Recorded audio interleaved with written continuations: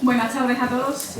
Hoy nos vemos convocados para continuar con el ciclo formativo 2019-2020 que ha tenido a bien organizar el Consejo Local de Hermandades y Cofradías de nuestra ciudad de San Fernando.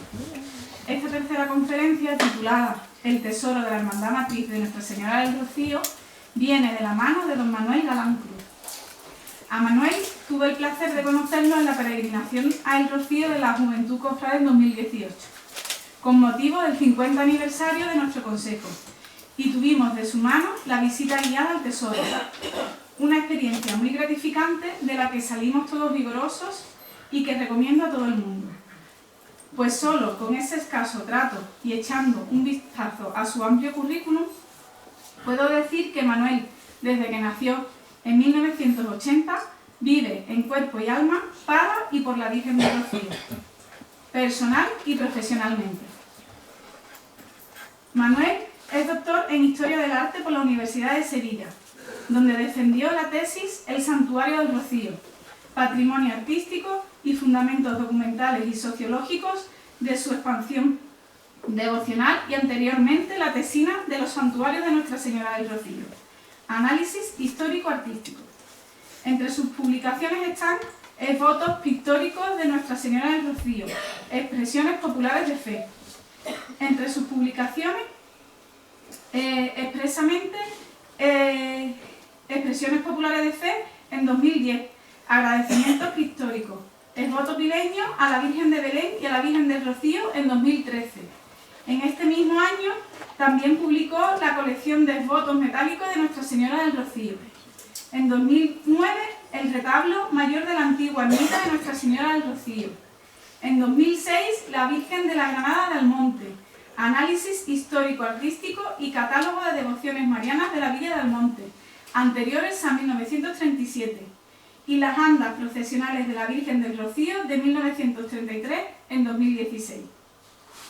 Aparte de diversos artículos en publicaciones periódicas, conferencias de temática rociera, históricas, artísticas y devocionales, para distintas instituciones, obispados, hermandades, centros educativos, etc., así como la participación en diversas mesas redondas.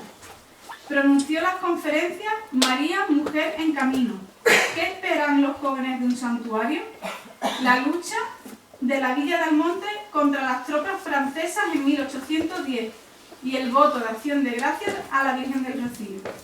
El santuario de Nuestra Señora del Rocío, foco de evangelización en el siglo XXI. Delegado de formación de la Hermandad Matriz de Almonte entre 2011 y 2015. En ese periodo dirigió las publicaciones Rocío, Boletín Oficial de la Hermandad Matriz de Almonte y La Hoja de la Hermandad, y desde noviembre de 2015 es director del Tesoro de la Hermandad Matriz de Nuestra Señora del Rocío y de la Oficina de Atención al Peregrino del Santuario del Rocío. Ha sido comisario adjunto de la exposición Rocío, Pasión, Fe y Luz de Pentecostés, celebrada en el Círculo Mercantil de Sevilla en 2013, y comisariado en distintas exposiciones como son Esvoto de la Virgen del Rocío, organizada por la Delegación de Formación de la Hermandad Matriz de Nuestra Señora del Rocío de Almonte, Tesoro de la Hermandad Matriz de Nuestra Señora del Rocío, celebrada en la sede de la Fundación Cajasol de Sevilla en 2015. Y ya en el Tesoro de la Hermandad Matriz, la placa hecha a Belén, 100 años de Fernando Marmolejo, estampas del Rocío en la creación de Antonio Barreiro, Fondo Patrimonial Navideño de la Hermandad Matriz en 2016. En 2017, estaciones del Vía Crucis de la antigua ermita del Rocío, esvoto de Nuestra Señora del Rocío, expresiones populares de fe, trajes del Pastor Divino del Rocío, un Papa en el Rocío, 25 años de la peregrinación de San Juan Pablo II a la Reina de las Marismas, en 2018, y testigo de la coronación canónica de la Virgen del Rocío, celebrada en el Tesoro de la Hermandad Matriz de Nuestra Señora del Rocío en 2019. Miembro de las comisiones de formación de juventud y de culto de la Hermandad Matriz, y a quien por dirigir el Tesoro de esta hermandad le ha correspondido también el montaje de sus enseres para las exposiciones montadas fuera, como las celebradas en el Ayuntamiento de Huelva y en el Círculo Mercantil de Sevilla. autor asimismo del proyecto iconográfico de la Catedral Efímera para el traslado de la Virgen del Rocío en 2019-2020. Lo dicho, dedicado en cuerpo y alma. Y sin dilatarme más, doy paso a don Manuel Galán Cruz para que nos deleite con su conferencia.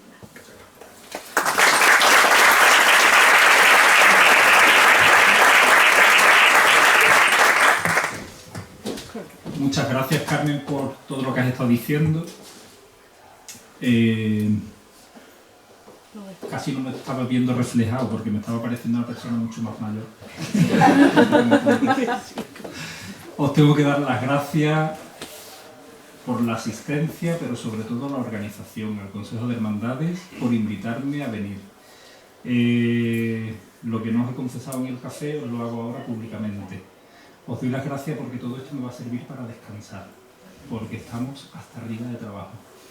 Ahora, bueno, hace unos días que hemos tenido también a los Reyes, pues ya se pueden imaginar bueno, el volumen de labor que hay allí cada día y el alto número de peregrinaciones que hay que ir encajando cada día, no solamente los fines de semana, porque hasta entre semana tenemos un alto número de peregrinaciones y bueno, pues todo eso hay que irlo encajando hoy en la agenda parroquial, porque cuando estamos en el santuario evidentemente tenemos una disposición de horarios mucho más amplia, pero ahora mismo pues, hay que encajarlo con la agenda parroquial, teniendo en cuenta que Almonte, con la población tan grande que tiene tan solo una parroquia, por tanto está todo centralizado donde mismo y hay que hacer algunos días malabares para ir encajando ese alto número de peregrinaciones y que todo salga pues como cada grupo merece, ¿no? Me invita José Antonio, delegado de formación del Consejo, para que viniera a hablar del tesoro de la Hermandad Matriz y lo hago encantado de que a través de esta conferencia pudierais conocer mejor lo que allí conservamos. Claro, imagino que cuando me dan el tema a tratar es por lo que Carmen decía anteriormente, y es que realizaron una visita con un grupo de jóvenes y bueno, yo me quedé con la sensación de que habían salido a gusto, pero a la vista está que si 2 años después se siguen acordando de aquella visita es porque bueno, lo haríamos medianamente en condiciones como para seguir recordando aquella tarde. Pues empezamos a tratar el tema.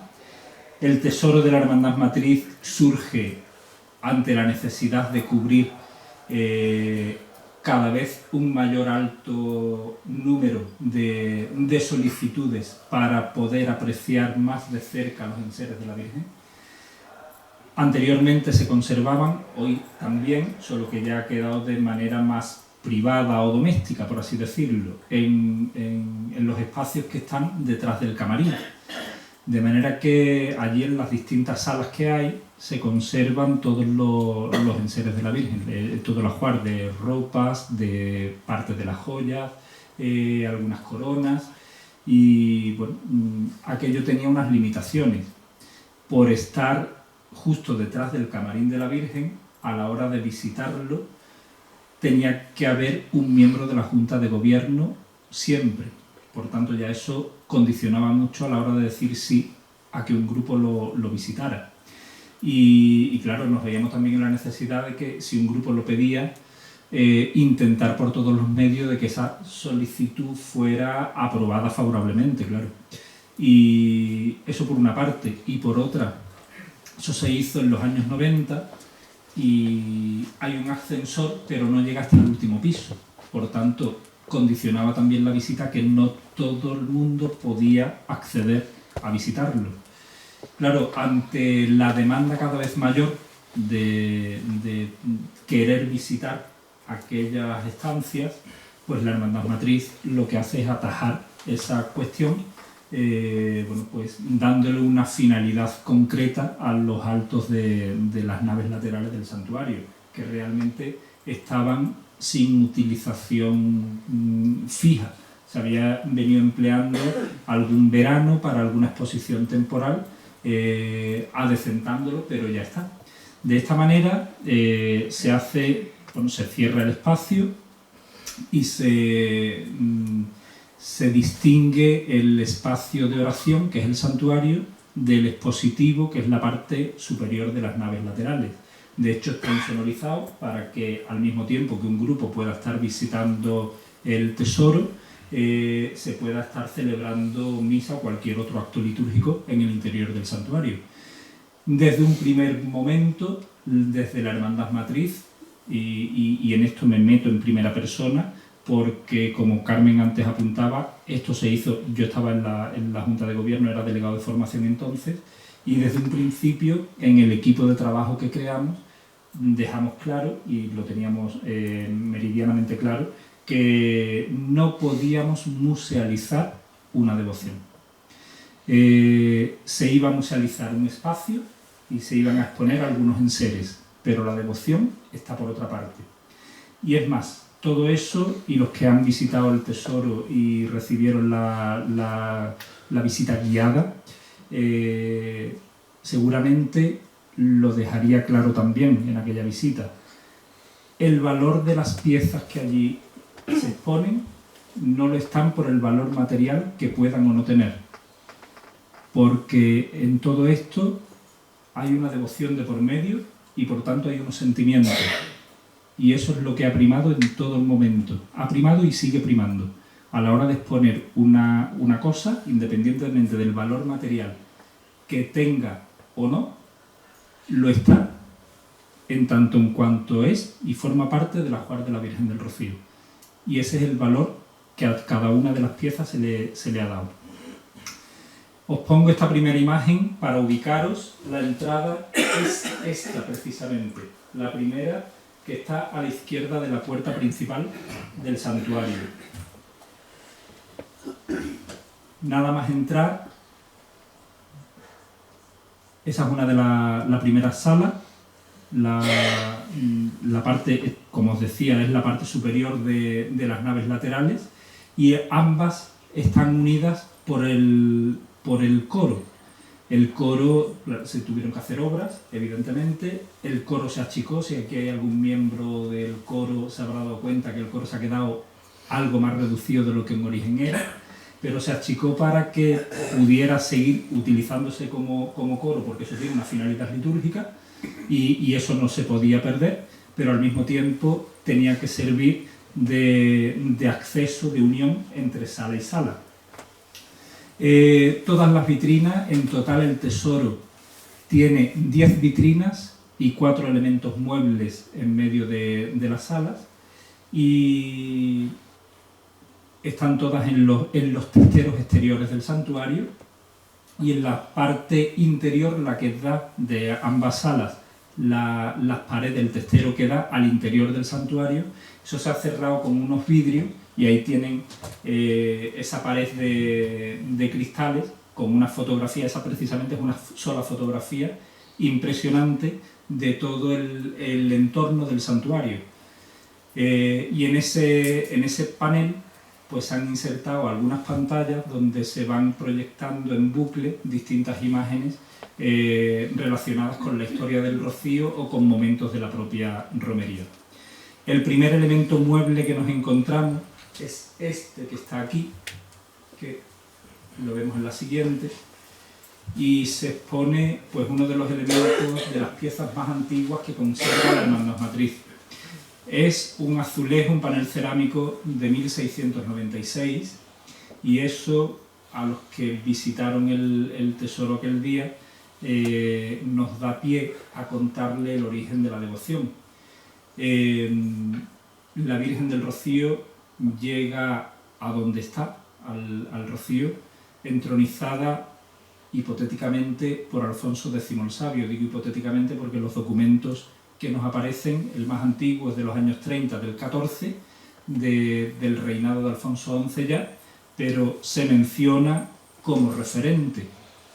Por tanto, se sobreentiende que ya la ermita llevaba mucho tiempo de levantada. Y claro, sabiendo que el reino de Niebla, el reino taifa de Niebla, lo reconquista Alfonso X el Sabio en 1262, un rey que además era se conoce por su profunda devoción a la Virgen, pues solamente tenemos que ir encajando fichas en todo este rompecabezas. Y creemos que fuera Alfonso X quien entroniza o manda entronizar la imagen de Santa María de la Rocina en el bosque de la Rocina, de ahí recibe su nombre en origen. Teniendo en cuenta además, si lo vemos a vista de pájaro, que el Rocío es prácticamente el centro entre las tres provincias más occidentales de Andalucía, Huelva, Sevilla y Cádiz. Y por el Rocío cruzaban los caminos históricos que han unido las poblaciones de la costa de Huelva, de la costa gaditana, del condado de Niebla y del Aljarafe de Sevilla. Por tanto, tenía una finalidad evangelizadora el entronizar allí una imagen. La nueva religión era el cristianismo y lo lógico hubiera sido entronizar allí una imagen de Cristo. Sin embargo, lo que se lleva es una imagen de la Virgen y es lo primero a lo que nos aferramos para pensar que fuera Alfonso X quien manda colocar allí la imagen de la Virgen, teniendo en cuenta lo que os decía anteriormente de esa profunda devoción mariana que tuvo este monarca castellano. Pues este panel cerámico, que es de 1696, lo curioso es que se conserva a pesar de que estuvo colocado en la primitiva ermita del Rocío, aquella que mandara levantar Alfonso X a finales del siglo XIII.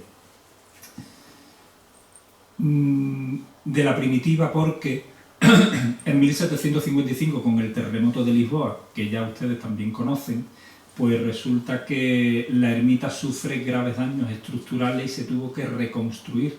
Pero claro, se reconstruye, no se derriba y se levanta de nueva planta, sino que se reconstruye y se aprovechan esas obras para ampliar también su perímetro, su tamaño. De manera que este panel cerámico que había sido colocado en 1696 perdura incluso después del terremoto, porque la pared donde había estado colocado se mantuvo en pie hasta el derribo final que se lleva a cabo en 1963. 1963, que es el año en el que se derriba la ermita del Rocío para levantar de nueva planta el santuario que hoy da cobijo a la Virgen. Un santuario que además ha celebrado en el pasado año de 2019 50 años de su bendición. Fue bendecido por el siervo de Dios, don José María García de Higuera, siendo el segundo obispo de la diócesis de Huelva. Aquí os traigo una fotografía más de cerca de ese panel cerámico, que si se fijan además conserva una policromía muy viva, ahí se ven las calidades que tenía, y bueno, es el colorido propio de la cerámica que decimos cerámica sevillana, una cerámica que llega a Sevilla a través de Francisco Niculoso Pisano en el siglo XVI. Ahí tienen una primera vitrina que está dedicada a acoger y exponer algunos de los trajes de la Virgen. En este caso, el que está expuesto es el traje de Pentecostés, el traje que la Virgen estrenó en la romería de 2011 y que recibe su nombre por la escena de Pentecostés que aparece aquí bordada. Eso está, aunque se vea a simple vista, ahí en la ampliación no se ve con detalle, pero cuando ve uno el marco de cerca parece una pintura.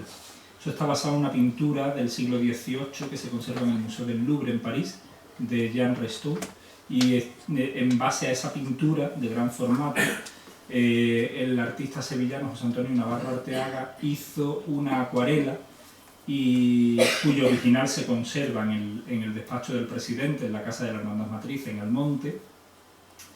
Gracias a las técnicas actuales, esa acuarela no se estropeó. Digo se estropeó porque esa acuarela era para bordar encima de ella y así saber qué color encajaba en cada espacio.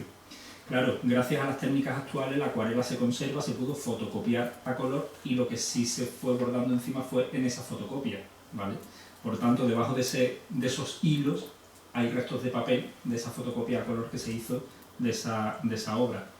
Y aprecien el tamaño, porque solamente esa parte bordada en distintos colores de seda se llevó para una sola persona 9 meses de trabajo, ¿vale? En esa vitrina, como les decía, se van exponiendo distintos trajes. Todo va en función no del antojo nuestro a la hora de exponer uno u otro, sino en función del traje que la Virgen tenga puesto. En el momento en que la Virgen necesita alguna pieza de las que están expuestas en el tesoro, evidentemente esa pieza sale del tesoro. Así. Por eso les decía anteriormente, todo lo expuesto tiene más valor porque forma parte del ajuar de la Virgen que por el valor material que pueda o no tener, ¿vale? Y otra cuestión, si le damos ese valor, no veréis nada expuesto que la Virgen no haya estrenado. La Virgen recibe regalos que se puede llevar años hasta que lo estrena. Y mientras la Virgen no lo haya utilizado, no es nada expuesto allí. Nada de eso se expone. Porque, haciendo hincapié a lo que os decía antes, para nosotros el valor es otro. De hecho, ahí se ven algunas flores. Las flores, el traje es bordado, pero las flores son de tela. Las flores no lo están porque materialmente sean muy ricas o sean grandes obras de arte. Seguro que aquí hay gente que sabe hacer flores de tela. Lo están porque ya esas flores las ha llevado la Virgen. Por eso se exponen.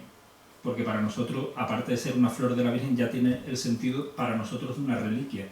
Y por eso está expuesto ahí. La siguiente vitrina expone la iconografía propia de la Virgen del Rocío, las ráfagas, la corona y la media luna, que la veremos ahora un poco más adelante, porque ahora de lo que os quiero hablar es de la parte trasera de ese elemento mueble que sustenta y expone el panel cerámico, que es este que tienen aquí. Eso es una pintura, una tabla, que perteneció al primitivo cajón de la Hermandad del Rocío de Coria del Río. Digo cajón porque si os hablo de cajón en cuanto a carreta de Sin Pecado, seguramente se os venga a la cabeza la Hermandad de Umbrete, que es la que hoy en día sigue peregrinando al Rocío con su cajón primitivo. Se denomina cajón porque la carreta tenía que cumplir una doble función. Llevar el Sin Pecado, transportarlo hasta el Rocío para la celebración de la romería, pero también en ese mismo espacio transportar todos los enseres de la hermandad, las varas, las banderas, los libros litúrgicos, los vasos sagrados, el mantel, porque la misa había que celebrarla cada día en el camino, y todo eso iba en la misma carreta donde iba el Sin Pecado.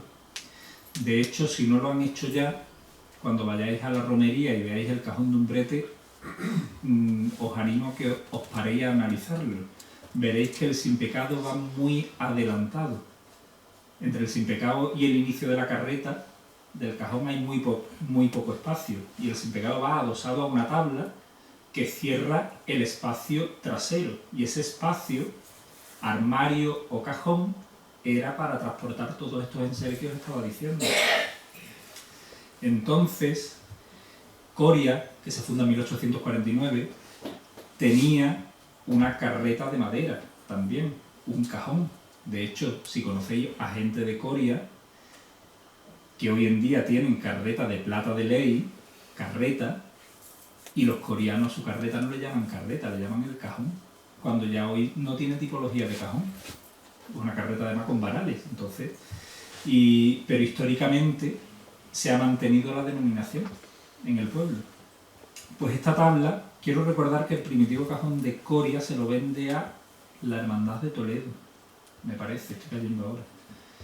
Y del primitivo cajón lo que conservamos es esta tabla. Una, seguramente tendría más, porque si se fijan, si intentan visualizar el cajón de Umbrete, son 5 pinturas, 2 a cada lado y una en la puerta trasera, la que se abre. Y el cajón de Coria no sabemos si tenía 2, una a cada lado porque fuera pequeñito, o tendría 4, no lo sabemos. La cuestión es que es de la que solamente se conserva una y la tiene la Hermandad Matriz, precisamente. Y les traigo la imagen de la derecha, les he sustraído, les he ampliado la imagen para que vean que, bueno, se ha representado la aparición legendaria de la Virgen al cazador, una ermita, es una hipotéticamente así pintada, porque de hecho, si se fijan, no tenemos constancia de que la primitiva ermita tuviera una cúpula, y de hecho, si se fijan artísticamente, la cúpula parece que está puesta encima, sin más, al igual que la espadaña. Una escena propia de un puesto con una buñolera, una escena de romería, gente bailando y puestos de cacharrería y de alimentación, porque además sabemos por documentos que en torno a la ermita el ayuntamiento daba permiso para levantar esos tenderetes para la venta de utensilios de cocina y de alimentos. Nos tenemos que poner también en el contexto y en el momento. Hoy en día tenemos frigoríficos y tenemos carreteras, pero entonces no, y cuando se iba al Rocío había que ir por camino sí o sí, y además los alimentos pues tendrían que ir los tenderos a llevarlos cada día, porque evidentemente no había manera de conservarlos, ¿vale? De manera que había puesto diariamente allí. Y una curiosidad, la Guardia Civil no es nueva en el Rocío, ¿eh?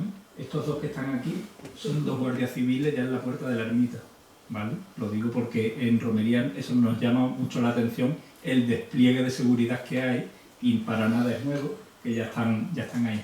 Veo la imagen un poco turbia, no sé ustedes. ¿Se ve bien? Bien.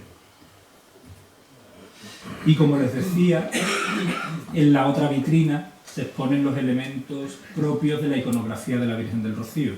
La Virgen viste como la mujer que describe San Juan en el último libro de la Biblia, en el Apocalipsis. Cuando vemos a la Virgen, nos retrotrae a aquella expresión que dice San Juan, de que tuvo una visión en el cielo de una mujer que se le aparece vestida de sol, coronada de estrellas y con la luna a sus pies. Vestida de sol. Esto se llama ráfaga. Una ráfaga de luz que es un destello. Vestida de sol, coronada de estrellas y con la luna a sus pies. Y eso nos da a entender mucho mejor la iconografía de la Virgen del Rocío. Al mismo tiempo, el verlo tan de cerca nos permite además apreciar la labor de orfebrería de estas ráfagas. Esa corona es la más antigua de las que se conservan de la Virgen. Es del 17 y es de las pocas piezas que no se le ponen. Y no se le ponen por una cuestión estética. Porque no dejamos de colocar las cosas porque sean más o menos antiguas, no. Porque entonces se le estaría dando un valor material o un valor histórico. Y vuelvo a insistir, para nosotros esas piezas valen porque forman parte de los cuadros de la Virgen. Y si se dejaran de utilizar, perdería el valor. Pero en este caso no la utiliza no por su antigüedad, sino porque estéticamente ya no encaja. ¿Por qué? Pues porque hemos celebrado en 2019 el centenario de la coronación canónica. Para la coronación se le hace una corona expresamente a la Virgen, una corona mayor además. Entonces, claro, nos hemos habituado a ver a la Virgen con una corona más grande y ahora esta resulta pequeña. Y es el motivo por el que la Virgen no utiliza esta corona. Pero no se le pone. La corona sigue yendo al monte transportada por las abuelas almonteñas. Quien haya hecho el camino del traslado lo ha podido ver. Y esas ráfagas y esa media luna sabemos que son de 1733. Regalo de dos hermanos de Almonte, Isabel y José Carlos. Y los dos le hacen este regalo y un traje bordado. Pero claro, el traje, evidentemente el tejido se pasa, del traje no sabemos nada, no nos ha llegado. Pero la orfebrería, el metal sí, ha perdurado y lo conservamos. No solamente lo conservamos, sino que se le sigue poniendo. Son las ráfagas y la media luna que tiene puesta la Virgen ahora mismo. Y son las ráfagas y la media luna que la Virgen lleva en romería. Lleva las antiguas, porque tienen más valor. Cualquiera de nosotros, para un día grande para nosotros, nos ponemos lo mejor que tenemos. Y si es posible, nos compramos un traje. Pues la Virgen, evidentemente, para su romería lleva lo mejor que tenga. Y si lo mejor es una ráfaga de 1733, son esas las que lleva. Y la media luna, solo que en procesión la media luna no la saca, pero durante la romería las tiene puestas, ¿vale?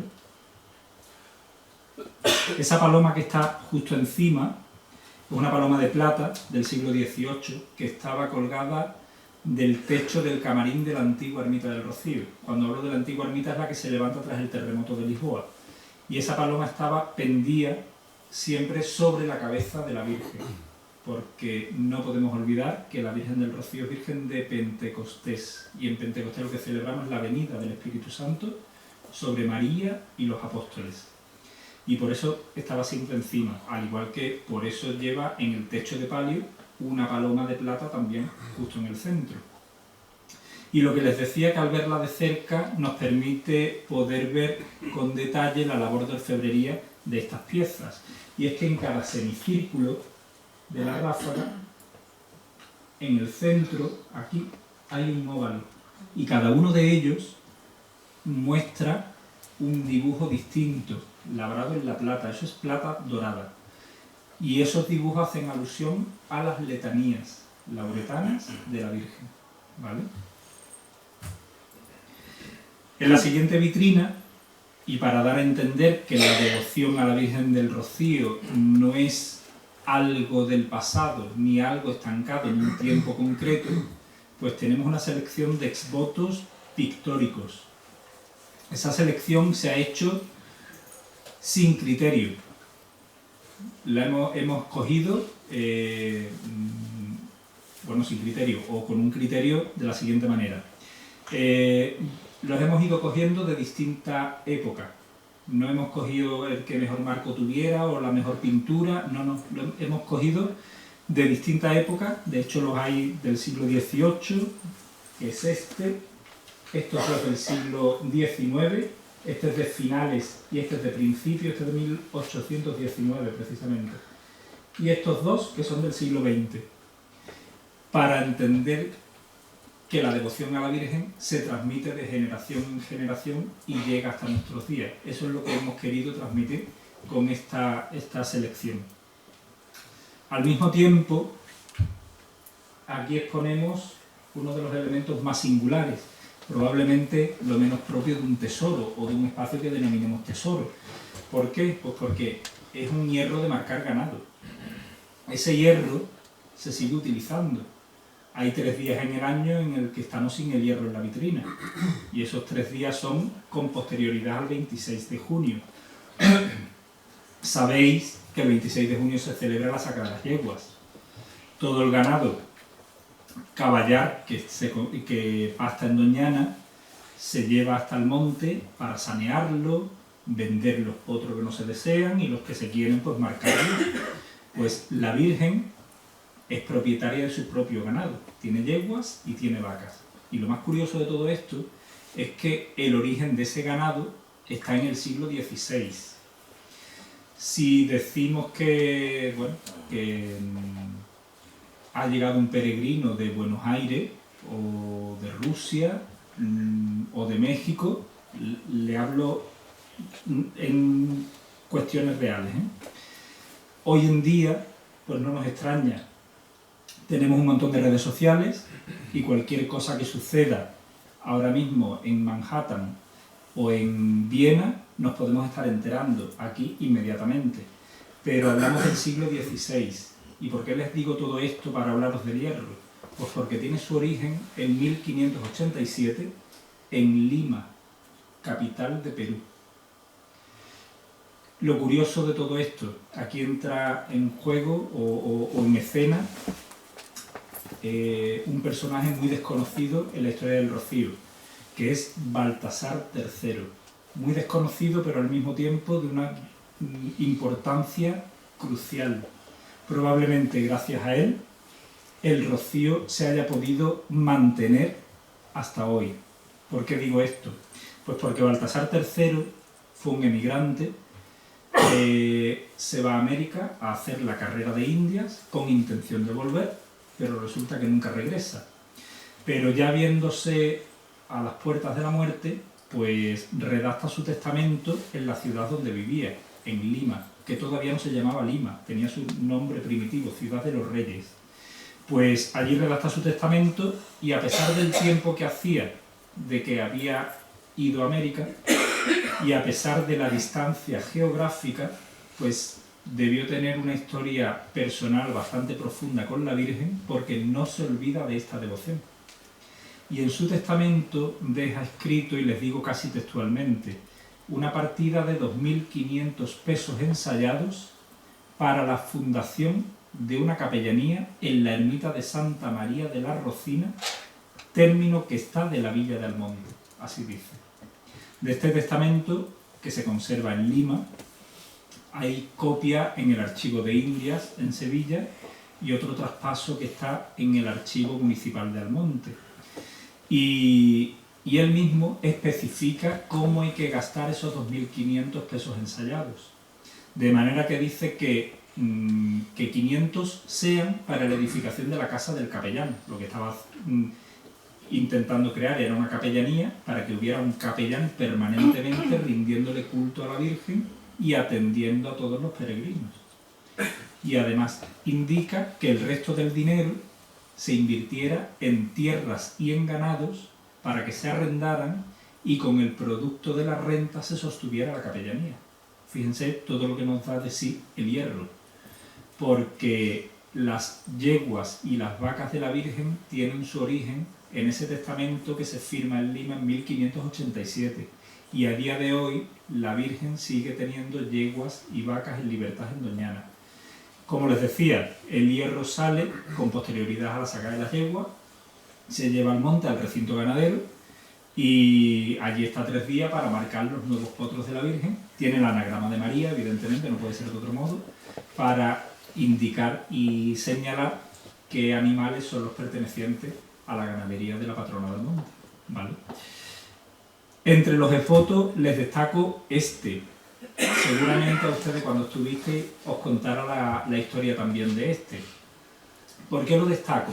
Pues para que se entienda todavía mejor o con más claridad lo que os decía antes de que el rocío, la devoción a la Virgen del Rocío no es algo del pasado, sino que además está vivo.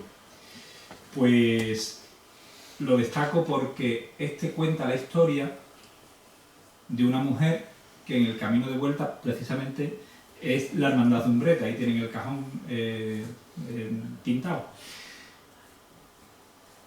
Estamos hablando de 1960 y en el camino de vuelta de la romería de ese año, esta mujer que iba en su carro, como ahí se ve, el carro se parte y se vuelca en una de las paradas en el camino y esta mujer se cae. Se cae ella y se cae todo lo que llevaba dentro del carro. La cuestión es que ella iba en avanzado estado de gestación. La caída, los golpes, le adelantan el parto. Pónganse en el año 1960, cómo serían las carreteras, las ambulancias, el servicio sanitario, todo. Pues a ella se la llevan inmediatamente al hospital, lo que en 1960 sería inmediatamente, claro está. Y bueno, al final la situación no se puede parar y ella da a luz.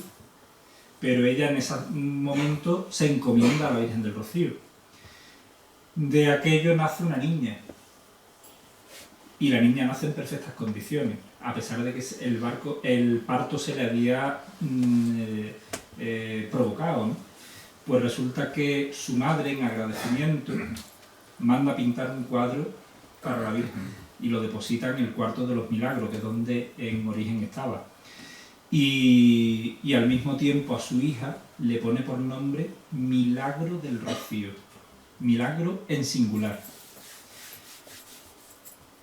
Lo comento siempre porque de este cuadro precisamente conocemos a Milagro, que tiene 59 años, ahora 60 este. La conocemos, va mucho por el Rocío. Si Dios quiere irá al monte la semana que viene, que es cuando peregrina Umbrete. Y conocemos también al autor de la pintura, Jesús Vaca, pintor con más de 70 años, natural de Umbrete también, y también lo conocemos, para que vean que todo esto está mucho más cercano a nosotros de lo que nos pueda parecer. La siguiente vitrina conserva y expone el antiguo Sin Pecado de la Hermandad Matriz. De este es del que se hizo la réplica, que es el que actualmente se utiliza para todos los actos. Este, al mismo tiempo, se emplea para cuestiones muy concretas. ¿Por qué? Pues porque si se retirara completamente del culto, ya le estaríamos dando un valor simplemente material. Y para nosotros tiene mucho más. Párense a pensar que este Sin Pecado, que es del siglo XVIII, estaba siempre en Almonte. Almonte, los que han visitado la parroquia, habrán visto que hay un cuadro de la Virgen del Rocío a la derecha del altar. Ese cuadro es de 1949, por tanto de ayer. La carretera que une Almonte y el Rocío es de los años 60, más ayer todavía. Y antes de ir al Rocío había que ir por un camino sí o sí, y los medios de locomoción que había, por tanto eran varias horas para llegar. Quiero decir con esto que las facilidades que tenemos ahora para ir o volver del Rocío no son las que había antes. ¿Y a dónde quiero ir yo a parar? Pues que cuántas generaciones de almonteños se habrán dirigido a la Virgen a través de este Sin Pecado, porque era la imagen de la Virgen que estaba en la parroquia, porque el cuadro hasta el año 49 no llega. Por tanto, del 49 hacia atrás, la imagen de la Virgen del Rocío que en la parroquia estaba era precisamente este Sin Pecado, esa imagen bordada en esta pieza. Y esa fuerza, evidentemente, si se retira del culto la perdería. No somos unos inconscientes, por tanto, no se utiliza para todo lo que se nos antoja, sino para actos de culto donde el Sin Pecado está tan quieto como lo están viendo ahí. Pero la utilización no la puede perder, esa finalidad de ser objeto de veneración, ¿vale? Evidentemente, a la hora de salir, imagínense la parafernalia que hay que armar para mover una pieza de este calibre. Pero bueno, se ha utilizado para presidir el altar de cultos en la parroquia de Almonte, cuando no ha estado la Virgen, o lo ha presidido algún cuadro, o incluso este Sin Pecado. O quiero recordar alguna asamblea comarcal, alguna asamblea general, también lo ha presidido este Sin Pecado. Por aquello que os decía, no puede perder esa finalidad primera de la pieza, que era servir y ser objeto de veneración, ¿vale? Es una pieza bordada del siglo XVIII, toda ella bordada con hojilla, está todo el tejido recubierto con hojilla desde arriba hasta abajo, y todas las flores, el pozo y la fuente que también aparecen, y unos tallos vegetales, cuernos de la abundancia, todo eso está bordado con hilo de oro fino. Hoy en día el color que tiene es porque el hilo de oro fino ha perdido el baño de oro, y lo que queda es todo plata. Y la plata, pues evidentemente, se oscurece, se oxida, y a eso se debe el color grisáceo verdoso que tiene la pieza. Y en el centro, el óvalo, pues está bordado tanto con hilo de oro fino como con hilo de seda. De hecho, las flores, la cara de la Virgen, la del niño y las manos, estaba bordada con seda natural, y eso se ha perdido completamente. ¿Por qué? Pues porque, como os diría seguramente en la visita, la seda tiene un origen natural. La plata, al fin y al cabo, es un metal y se conserva, pero la seda tiene un origen natural, la produce el gusano. Y claro, con el paso del tiempo, la seda se deteriora, y es lo que ha sucedido ahí. Y la última vitrina de esta sala, pues exponemos el traje más antiguo que conservamos de la Virgen del Rocío, que es un espolín del siglo XVIII, del que tenemos noticias por escrito en 1805 en un inventario de la ermita del Rocío. Junto a él se exponen las segundas ráfagas que tuvo la Virgen, son las denominadas ráfagas de rayos, con el conjunto completo de ráfagas, corona, cetro y media luna.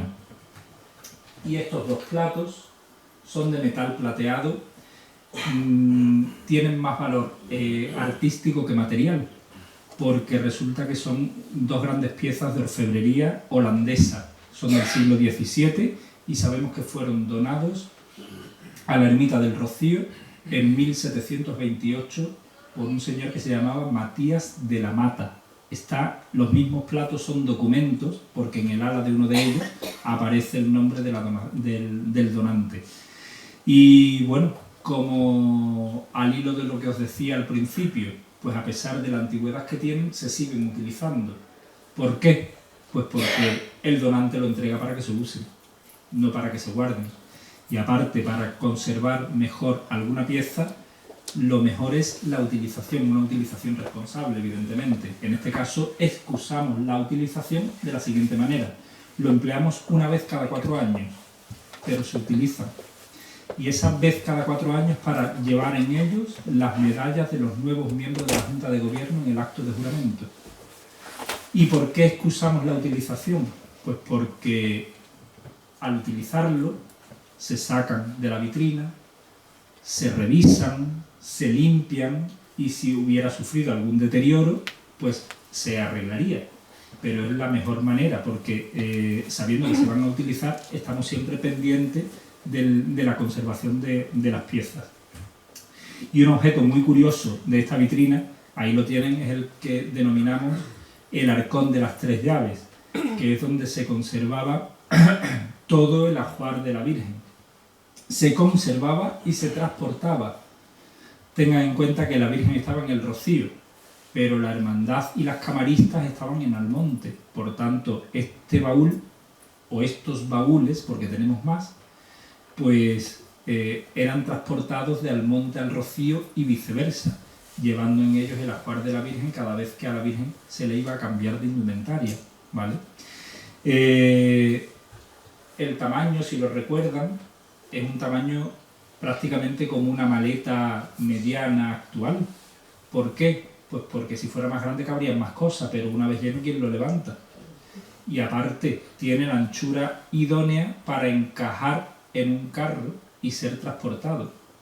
De hecho está grabado a fuego en la tapa y pone que es propiedad de la Hermandad del Rocío y está fechado, precisamente está fechado en 1861. Y el final de la sala está ocupado por estas 3 piezas del antiguo retablo del Rocío. Un retablo que creemos fuera tallado por Francisco de Acosta el Mayor, hijo de Cayetano de Acosta, en la segunda mitad del siglo XVIII. Y esas piezas doradas se exponen justo delante de una fotografía ampliada del retablo de la antigua ermita, para que se aprecie con claridad a qué partes correspondían estas piezas. Esa pieza central es la peana sobre la que estaba la Virgen, por eso está la fotografía montada de este modo. Y aquí a la izquierda tienen la fotografía al completo del retablo, porque el resto de piezas, si hacen memoria, la pueden ver en el retablo de la capilla sacramental del santuario. Ahí tienen con detalle uno de los angelotes de los raquetones laterales.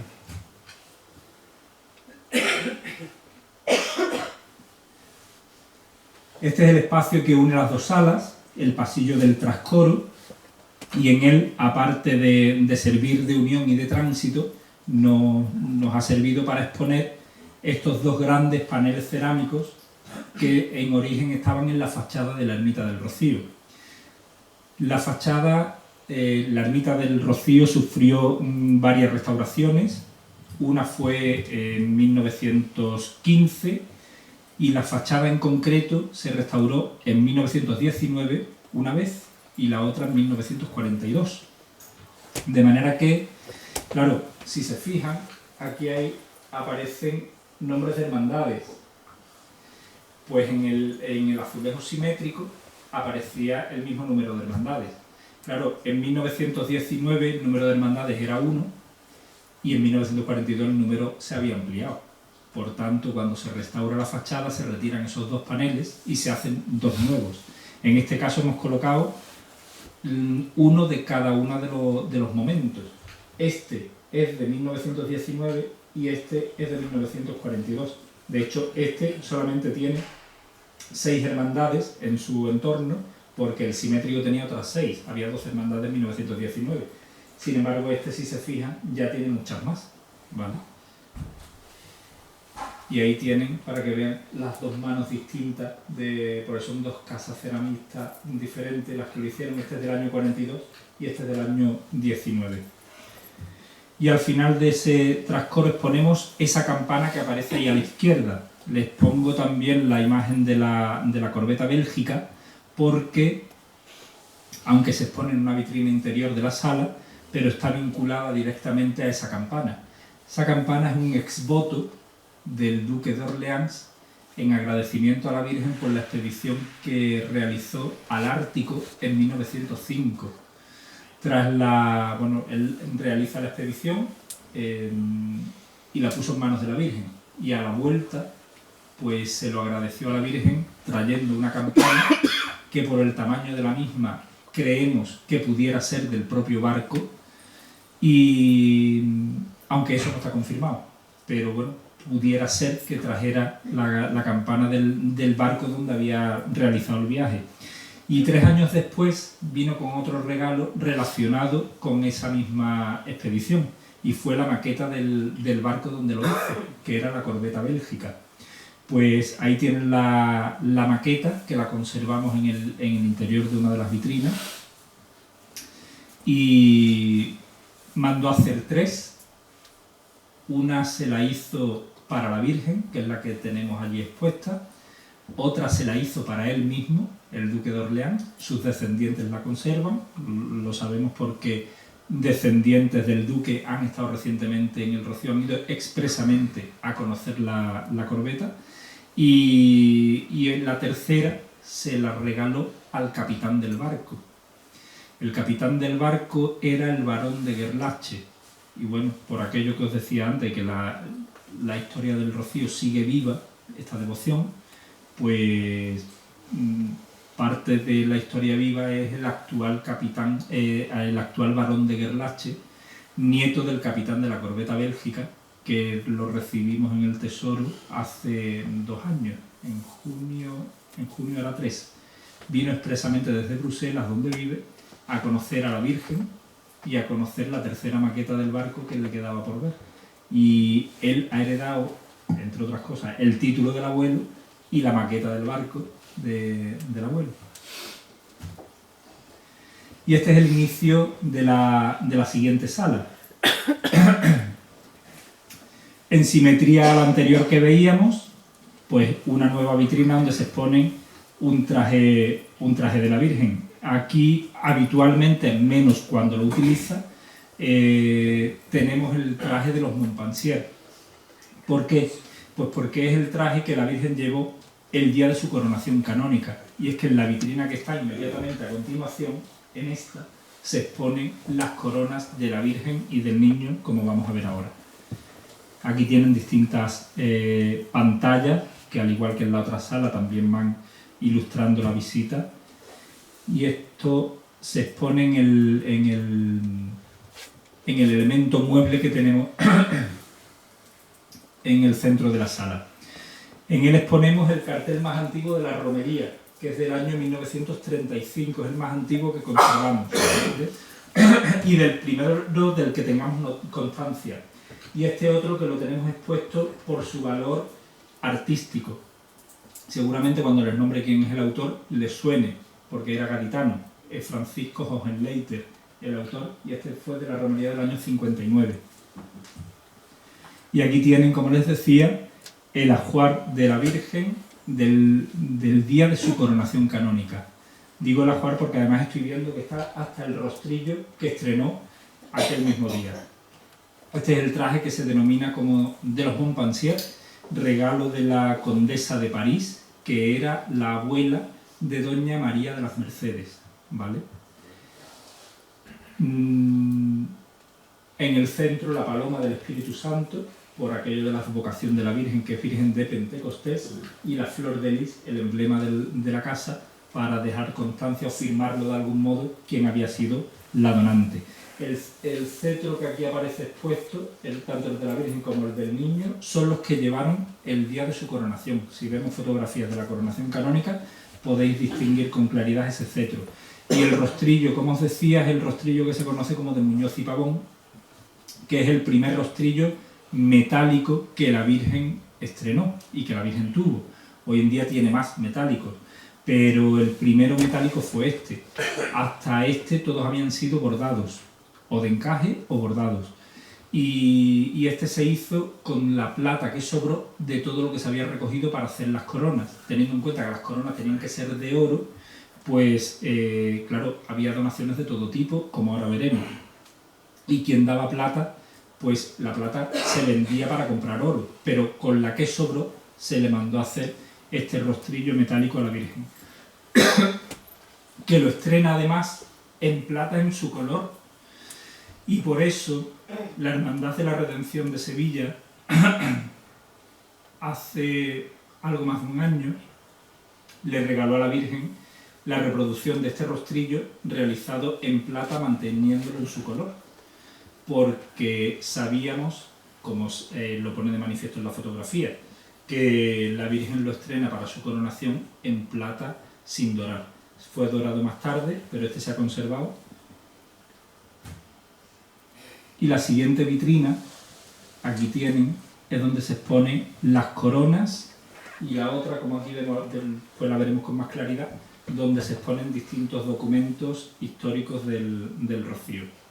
En las vitrinas de las coronas no solamente están las coronas, sino que aquí hay un baulito de taracea donde se conserva el hisopo que utilizó el cardenal Almaraz aquel 8 de junio de 1919 para bendecir, para asperger el agua bendita sobre estas dos, las coronas de la Virgen y del Niño.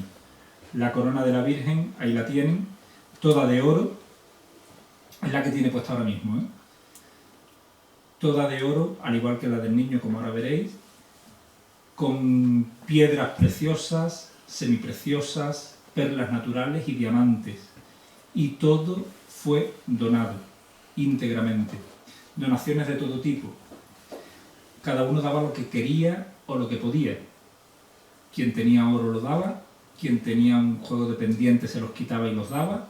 Sabemos que la primera donación que se recibe fue una joya de oro y la realizó un muchacho joven, y lo sabemos por su carta de donación, donde él dejó escrito: para mi madre del cielo, de mi madre de la tierra. Sabemos que a este muchacho su madre se le había ido unos días antes, y no dudó, se llamaba Julio. Sabemos su apellido y de dónde era. Tengan en cuenta que son solo 100 años lo que han pasado. Pueden ser muchos, pero al mismo tiempo son muy pocos. Entonces todo eso lo sabemos. Y ahora os diré también por qué somos conscientes de que al mismo tiempo de ser muchos años, llegan a ser muy pocos. Sabemos que el torero Juan Belmonte dio 500 pesetas de la época, que, como me decía un señor realizando la visita al tesoro, con eso se sembraba una finca. Así. Un señor mayor, claro, y me lo decía hablando con propiedad. Sabemos que el cardenal Almaraz entregó un anillo pastoral para la corona de la Virgen. Si la miramos de frente, vemos elementos simétricos que son juegos de pendientes, de gente que automáticamente se los quitaba y los daba. Sabemos que el cardenal Ragonesi, que era el nuncio del Papa en España, mandó un anillo pastoral también, al igual que el cardenal de Sevilla. Pues todo eso está en la corona, pero también está la limosna del pedigüeño, porque dice Muñoz y Pavón que había quien daba hasta la limosna que había recibido. Sabemos de una mujer sirvienta en un domicilio y su donación fue un huevo. Porque claro, nos tenemos que poner en el contexto social y económico del momento. Y con los huevos se pagaban las ditas antiguamente. Yo esto se lo tengo que explicar a los grupos, cuando van grupos de jóvenes, le tengo que explicar qué era una dita. Cuando me llegan grupos de mayores, no, porque lo han vivido el pago a dita en los pueblos. Y las ditas no solo se pagaban con dinero, sino también con alguna especie, en este caso los huevos. El huevo tenía un precio fijo y se revendía, por tanto era un elemento de pago. Claro, quien estaba dando el huevo a lo mejor estaba dando su alimento, probablemente. Pues todo eso está en la corona de la Virgen. Y bueno, como les digo a los grupos, sobre todo si hay alguna madre, ¿a qué hijo prefiere? Y suelen responder con qué dedo me corto que no me duela, ¿no? Pues lo mismo, para una madre todos los hijos son iguales. Pues analizando la corona de esta manera, vemos que todos somos iguales ante la Virgen, porque ahí no se distingue la pieza dada por el cardenal Ragonesi, de la pieza dada por el cardenal Almaraz, de la joya del muchacho joven que perteneció a su madre, de los pendientes que no sabemos de quién eran, o del huevo de esta sirvienta. Todo eso está ahí, y las 500 pesetas del torero también, y como dice Muñoz y Pavón, pues tantos sudores, ¿no? Todo eso está en la corona de la Virgen. Por otra parte, aquí tienen la corona del niño, de oro, con 35 perlas naturales australianas, todas iguales, 4 amatistas grandes, cada una engarzada en un imperial, y un montón de diamantes sumamente pequeñitos que a simple vista casi no se aprecian, pero claro, cuando la Virgen va en procesión, con el movimiento hace que la corona destelle. Esos diamantes van, por ejemplo, aquí, esto es una cruceta, pues eso está repleto de pequeños diamantes. Esta es otra, y lleva, bueno, todos estos diamantes en el orbe, y lleva 10 diamantes grandes en la cruz, pero en total lleva 11, 10 en la cruz, y el 11º va aquí, ahí lo tiene. Pues esta corona fue regalo íntegro de una mujer, Juana Soldán y Pérez de Rañón, viuda, y ella regaló íntegramente la corona para el niño de la Virgen. Su hijo, Ignacio, que fuera después, más tarde, en 1929, recibe el título de primer vizconde de la Palma del Condado, pues escribe una carta diciendo que con las principales joyas de la familia se mandaría a hacer la corona para el divino niño de la Virgen. Así.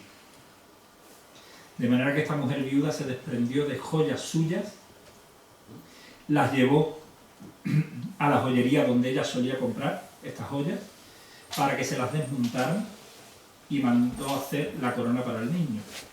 La corona de la Virgen la hizo Ricardo Espinosa de los Monteros, que era el orfebre de la Catedral de Sevilla. Sin embargo, la corona del niño es una pieza de joyería Reyes de Sevilla. Y de hecho la tuvo expuesta incluso en el escaparate de la joyería. Y esta mujer la manda a hacer con sus joyas propias. Probablemente ese montón de perlas fuera de alguna pulsera o de algún collar.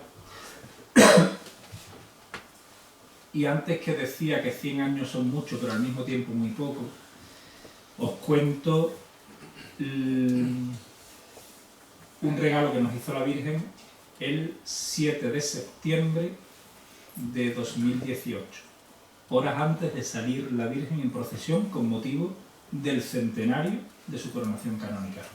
Como saben, se decide que la Virgen saliera el 8 de septiembre porque fue el día en que se firmó en Roma el decreto que aprobaba la coronación canónica. Pues claro, como el 8 de junio, que era cuando realmente fue coronada, caía en plena romería y materialmente era imposible llevar a cabo una procesión extraordinaria, pues la Hermandad Matriz decide que la procesión extraordinaria se celebrara el 8 de septiembre.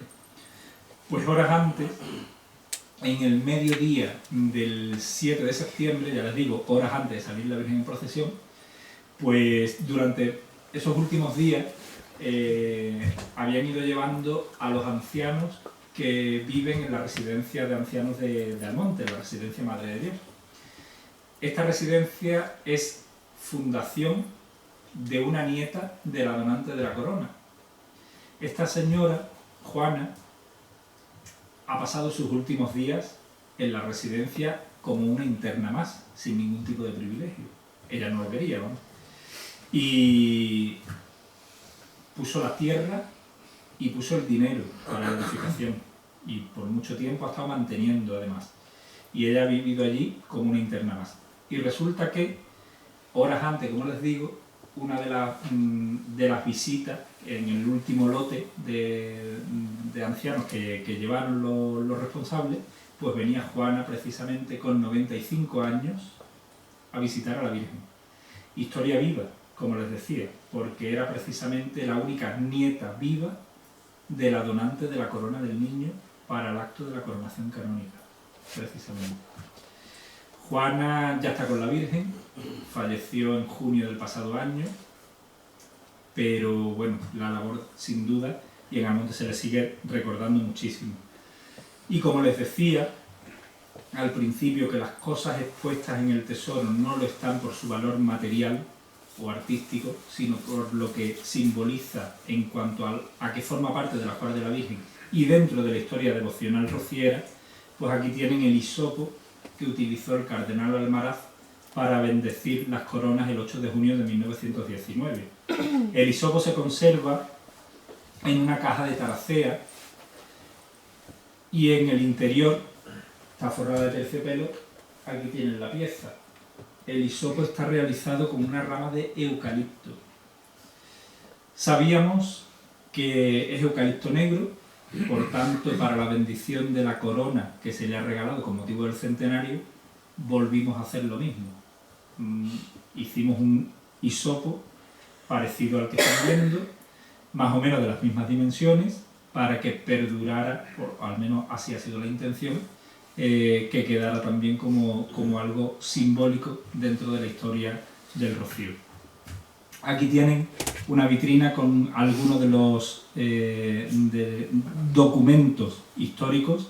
Hay dos convocatorias de cultos, son las dos más antiguas que conservamos. Una es del Rocío, de la Romería de Pentecostés, y otra es del Rocío Chico. Y en la parte superior aquí tienen una copia. Digo copia porque los originales están en el archivo, porque hay que preservarlo de la luz para su conservación, al ser papel.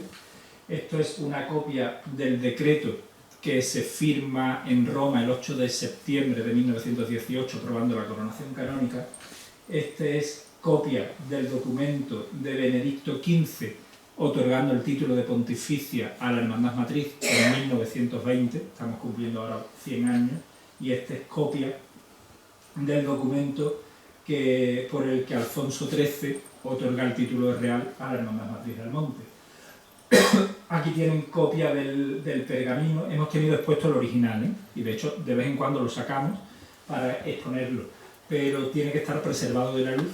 Es un pergamino donde firma San Juan Pablo II en su visita al Rocío, y lo hace con esta pluma estilográfica que también tenemos expuesta.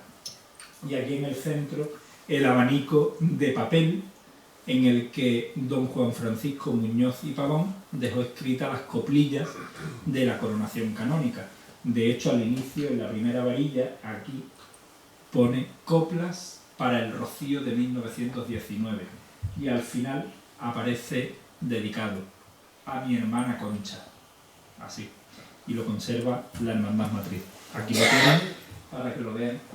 Fíjense que está todo escrito. Y esas sevillanas que se cantan en el pontifical de Pentecostés, la Virgen del Rocío no es obra humana, Opocito del Rocío siempre nadando, pues todas ellas aparecen escritas de su puño y letra en esta pieza que están viendo ahí. En la siguiente vitrina hay una selección de piezas de orfebrería, entre las que destaco el barco, regalo de los Montpensier, una pieza de plata de finales del siglo XIX, copia de una pieza del siglo XVIII, y unas vinajeras, como vamos a ver aquí, una taza petitoria que es del siglo XVIII y restaurada en 1813. Las vinajeras tienen el punzón de flores, quiero recordar. Y antes de avanzar quiero destacaros este juego de sacras, aquí lo tienen completo, os traigo este para que lo vean con más claridad. Fíjense que cada una de ellas son 3 marcos de plata y cada uno de ellos en la parte central inferior lleva un escudo labrado en la plata. Ese escudo nos dice a quién correspondía, que era la condesa de París, que la tienen aquí fotografiada más abajo. Y no aparece su nombre, solamente su escudo, y en una letra sumamente pequeñita aparece una inscripción que con muy poco dice mucho, y dice: una abuela muy agradecida, 1908. Sabemos que en 1908 nace un nieto de esta señora, que era hermano de doña María de las Mercedes, porque como les dije antes, la condesa de París era la abuela de doña María de las Mercedes, bisabuela por tanto de don Juan Carlos, del rey. Y en 1908 nace el infante don Carlos de Borbón, que fallece en 1936 en la Guerra Civil, y a raíz de su fallecimiento la Casa Real entrega uno de los exvotos metálicos que la Virgen lleva prendidos en la saya, uno de esos corazones que lleva cuando algunas veces viste de pastora o de reina, porque se le ponen indistintamente. Pues uno de esos corazones fue regalo de la Casa Real, con motivo del fallecimiento del infante don Carlos de Borbón. Y aquí tienen el barco, como les decía, regalo de los Montpensier. Y en el centro de la sala se expone la estructura interna de un paso antiguo de la Virgen. Ese paso fue regalo también de esta misma mujer que donó la corona para el niño de la Virgen, Juana Soldán y Pérez de Rañón. Ella, en este caso, el regalo fue suyo y de sus hijos varones, y entre los 3 le regalan el paso recubierto de plata. La plata es la que va en el paso actual, lo único que hemos hecho ha sido cambiar la estructura interna para aligerarla de peso, pero el recubrimiento de plata sigue siendo el mismo. Gracias a esa orfebrería sabemos que fueron ellos los donantes, y lo más bonito es el motivo por el que los dona. Dice que es por los innumerables beneficios obtenidos. Así. Todo el paso, si lo analizamos iconográficamente, es un grito a la Virgen, porque en todo él aparecen recogidas las letanías lauretanas de la Virgen, tanto escritas en latín como en distintos símbolos, en distintos dibujos. No tiene, ya les digo, desperdicio ninguno. Y en la última vitrina se expone el ajuar de la Virgen para cuando viste, como decimos popularmente, de pastora, que realmente es el traje de viaje de gran dama del siglo XVI. No es traje de pastora. Ustedes tenían una devoción muy fuerte en San Fernando, que es la Divina Pastora, pero si se paran a analizar, no se corresponde en nada con la iconografía de la Virgen del Rocío cuando viste de esta manera, porque realmente lo que lleva es el traje de viaje. La visita termina en este testero, que ustedes recordaréis seguramente, porque a través de estas troneras vemos directamente a la Virgen que está en el camarín, como estamos viendo ahí.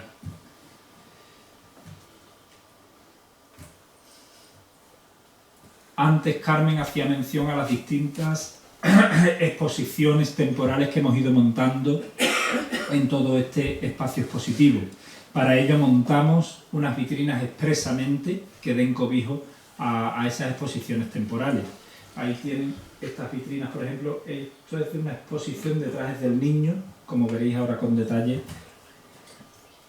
en algunas piezas. Ahí os traigo algunos carteles. La primera exposición que montamos fue La Plata hecha Belén, con belenes, distintos belenes de plata de Fernando Marmolejo, por los 100 años, para conmemorar los 100 años de su nacimiento. La de Antonio Barreiro, de dibujos y obras de suya, había obras incluso de pinturas y barros. La del patrimonio navideño, se expusieron todas las felicitaciones, los originales de las felicitaciones de Navidad de la Hermandad Matriz, así como todas las piezas cerámicas que conservamos del Vía Crucis de la antigua Ermita del Rocío. Y esta con los exvotos, sacamos pues más exvotos pictóricos, expusimos exvotos metálicos de la Virgen, no solamente la campana, que también lo es, sino toda la colección de corazones e incluso algunos otros como este barco o esta bandeja con ojos que también se conserva. Y esta que es de las que más ha llamado la atención y fue sobre indumentaria del pastorcito, del niño de la Virgen. Os pongo esa fotografía a la derecha del cartel para que vean que el traje que aparece en la fotografía antigua utilizada para el cartel es el mismo traje que estaba expuesto, se conserva. Y ahí tienen distintos trajes de distinta época, además, y trajes de pastor. De las últimas ha sido con motivo de los 25 años de la visita del Santo Padre al Rocío, y la última que montamos antes del traslado pues fue Testigos de la Coronación Canónica, y en ella formaron parte todas las hermandades filiales existentes en 1919. Y para esa exposición me voy a reiterar. Para nosotros lo importante no era el valor material de lo que se exponía, sino saber que lo que se estaba exponiendo había sido testigo de la coronación canónica. Os cuento por curiosidad, se expuso una seda pintada que era el fajín de uno de los bueyes que tiró de la carreta del Sin Pecado de Villamanrique, por ejemplo. Se ha expuesto una saya de la Virgen del Rocío que está en Pilas, porque esa saya se hizo para reutilizar el bordado de un Sin Pecado que la Hermandad de Pilas hizo expresamente y únicamente para ese año, para la romería de 1919. Y años más tarde reutiliza todo ese bordado para esa saya, pues eso se ha expuesto. O, por ejemplo, terminaciones de varas de distintas hermandades, o lo más curioso quizás, las cabezadas del mulo que tiró por vez primera de la carreta del Sin Pecado de Rociana del Condado. Rociana se funda en 1919. No las utilizan ya, evidentemente, porque ya se pueden imaginar cómo están, pero lo curioso de todo es que Rociana conserva esas cabezadas y nos las prestaron para exponerlas allí. Entonces no eran piezas quizás muy valiosas materialmente, pero evidentemente para la historia del Rocío tenían un valor incalculable. Al mismo tiempo expusimos documentación y medallas conmemorativas originales de la coronación. Por ejemplo, entre esas estaba la medalla conmemorativa que perteneció al alcalde de Almonte el año de la coronación canónica. Y bueno, la visita termina en esta sala de audiovisual donde se proyecta un pequeño audiovisual sobre la romería del Rocío. Pues nada más, muchísimas gracias por vuestra paciencia y por vuestra atención. Gracias.